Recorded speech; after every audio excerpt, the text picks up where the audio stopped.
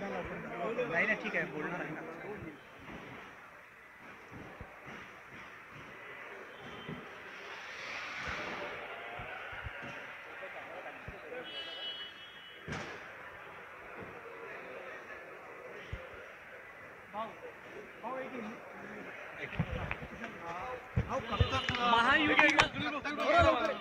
एकनाथ शिंदेंनी जी प्रतिक्रिया दिली, महायुतीचा एक एकोपा दिसून आला त्याच्यात.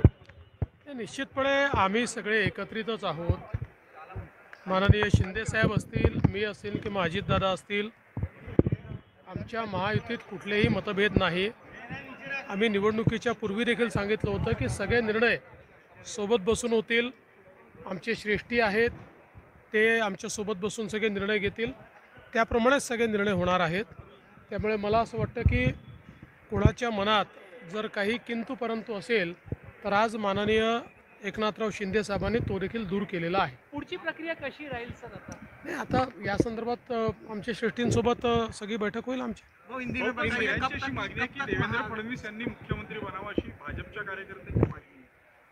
सर, हिंदी में बताइए कब तक सरकार एकनाथ शिंदे जी की भी प्रेस कॉन्फ्रेंस जिस तरह से उन्होंने कहा है कि देखिए, फैसला करेंगे वो मंजूर. देखिए, हमारी महायुति में कभी भी कोई एक दूसरे के प्रति अलग मत ये रहा नहीं है.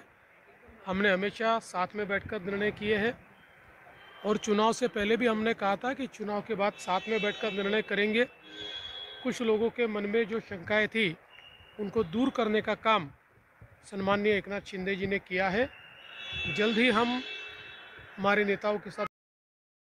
तर मित्रांनो, कसा वाटला तुम्हाला हा व्हिडिओ? जर का हा व्हिडिओ आवडला असेल तर व्हिडिओला लाईक आणि चॅनलला सबस्क्राईब नक्की करा आणि बेल आयकॉन नक्की प्रेस करा. जय महाराष्ट्र.